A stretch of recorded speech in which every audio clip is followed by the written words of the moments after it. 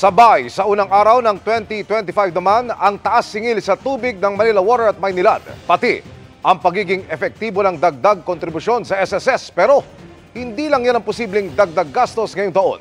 Nakatutok si Maki Pulido. Bagong taon, bagong taas singil sa ilang mga bayarin. Simula ngayong araw, unang araw ng 2025, epektibo na ang taas singil ng Maynilad at Manila Water. Kung customer ka ng Maynilad, 7 pesos and 32 centavos per cubic meter ang average na dagdag singil. 5 pesos and 95 centavos naman sa Manila Water. Sa Marso na uli magkikwenta ang MWSS Regulatory Office kung magkakaroon ng pagbabago sa singil ng mga water concessionaire. Sa taas ng mga bayarin, hindi pa nababayaran ni Marites ang singil sa tubig mula noong Nobyembre. Kaya habang sarado ang maraming negosyo noong bisperas ng bagong taon, magdamag na bukas ang kanilang karinderya para makaipon ng pambayad.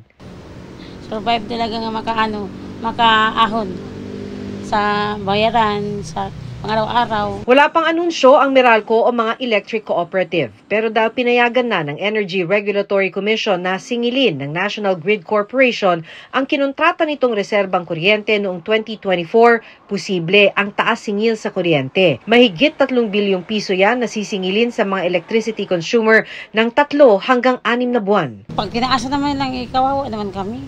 Maawa naman sila sa amin.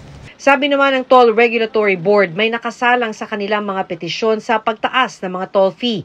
Ayaw pa nilang sabihin ang detalye nito. Pero kung matuloy yan, sabi ni Antonio na biyahero ng gulay, mga consumer ang tatamaan.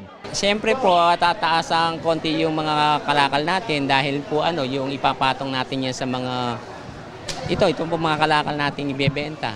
Simula rin ngayong araw, tataas sa 15% ang SSS contribution. 10% nito sagot ng mga employer habang 5% sa empleyado. Pero may bahagyang pagtaas naman sa sweldo ng mga kasambahay at minimum wage earner. Para sa mga kasambahay sa Metro Manila, mula 6,500 na minimum wage, simula January 4, 7,000 pesos na ito. 1,000 ang dagdag sa sweldo ng mga kasambahay sa Northern Mindanao at Caraga mula 5,000 to 6,000 pesos. May 23 pesos namang dagdag sa sweldo ng mga minimum wage earners sa Northern Mindanao. 50 pesos naman sa Caraga na ibibigay sa 2 tranche ngayong buwan at sa Mayo. Para sa GMA Integrated News, Maki Pulido, nakatutok 24 oras.